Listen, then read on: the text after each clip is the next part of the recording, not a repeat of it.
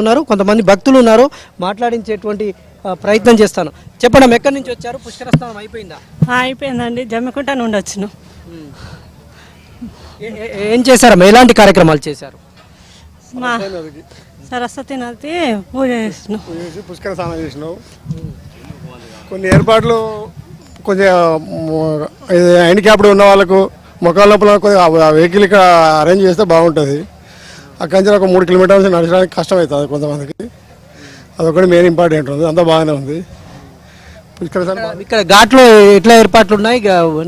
నీటి అంటే శుద్ధిగా ఉన్నాయా? నీరంతా బాగానే ఉన్నాయి, శుద్ధిగానే ఉంది. ఇవాళ మాత్రం బాగానే ఉంది, నీట్గానే ఉంది, పర్లేదు. ఇవాళ ఇది కొద్దిగా జనాలు తక్కువ ఉన్నారు కాబట్టి అది ఉంది.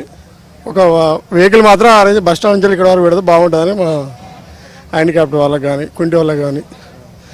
ఎండను సైతం లెక్క చేయకుండా భక్తులు అయితే వస్తూ ఉన్నారు. అయితే ఎండ కొంత మనం భక్తులు ఇవాళ ఉదయం నుంచి కొంత తక్కువగా ఉన్నారు. అంటే తొలి రోజు కావడం వల్ల ఎండ తీవ్రత వల్ల ఇప్పుడు కొంత భక్తుల రద్దీ తక్కువగా కనిపిస్తుంది.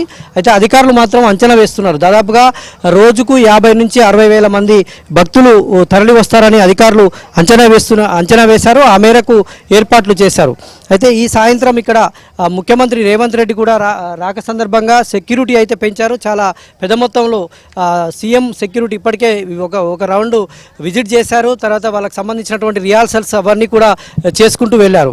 అయితే ఆ మేరకు అయితే భారీ ఏర్పాట్లు చేసినటువంటి పరిస్థితి అయితే కనిపిస్తూ ఉంది. భక్తులతో మాట్లాడించేటువంటి ప్రయత్నం అయితే చేద్దాము. ఏమండి, ఎక్కడి నుంచి వచ్చారు? ఇంత ఒక నిమిషం ఇటురండి, చెప్పండి, ఎక్కడి నుంచి వచ్చారండి? ఛత్తీస్గఢ్ నుంచి వచ్చారు. ఏం కార్యక్రమాలు నిర్వహించారు? పెద్దలకి పిండ ప్రదానం, గంగా స్నానం, పుష్కర స్నానం నిర్వహించడానికి వచ్చాం. ఎలా అనిపిస్తుంది? ఏర్పాటు ఎట్లా ఉన్నాయి? చాలా ఇప్పుడు ఫస్ట్ రోజైనా ఇంత ఉన్నాయి, చాలా బాగున్నాయి. ఇంకా పోను మెరుగు ఉంటాయని ఎక్స్పెక్ట్ చేస్తున్నాం. మీరు చెప్పండి అమ్మా, ఎక్కడి నుంచి వచ్చారు? మేమందరం ఒకటి, हमारी छत्तीसगढ़ बीजापुर जिला।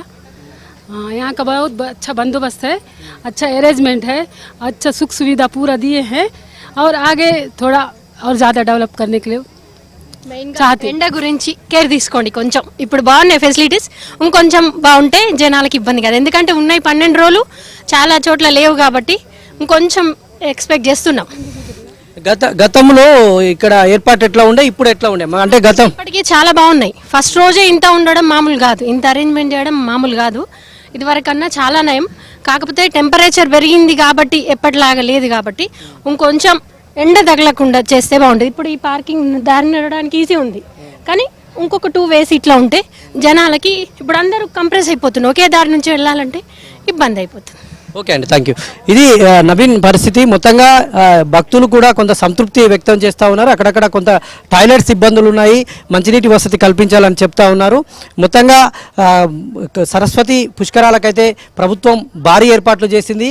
ఆ మేరకు భక్తులు తరలి వస్తున్నారు. అయితే ఇవాళ తొలి రోజు కావడం కొంత ఎండ తీవ్రత ఎక్కువగా ఉండడంతో భక్తులు కొంచెం ఇబ్బందులు పడుతున్నారు. ఇవాళ భక్తుల సంఖ్య అయితే కొంచెం తక్కువగానే ఉందని మనం చెప్పుకోవాల్సి ఉంటుంది. సాయంత్రం 5:30 గంటలకు ముఖ్యమంత్రి ఇక్కడికి రాబోతున్నారు. ఇక్కడికి వచ్చిన తర్వాత ఆయన నేరుగా సరస్వతి మాత విగ్రహం ప్రారంభించిన తర్వాత పుష్కర స్నానం ఆచరించిన తర్వాత గంగా హారతి కార్యక్రమంలో ఆయన పాల్గొని మళ్ళీ తిరిగి రోడ్డు మార్గం ద్వారా ఆయన హైదరాబాద్ వెళ్తారు. ఆ మేరకు అయితే అధికార యంత్రాంగం ఏర్పాట్లు అయితే పూర్తి స్థాయిలో చేసింది. తెలంగాణ వచ్చిన తర్వాత తొలిసారిగా జరుగుతున్నటువంటి పుష్కరాలు కావడంతో ప్రభుత్వం కూడా ప్రతిష్టాత్మకంగా తీసుకొని ఏర్పాట్లు చేసిన పరిస్థితి ఇక్కడ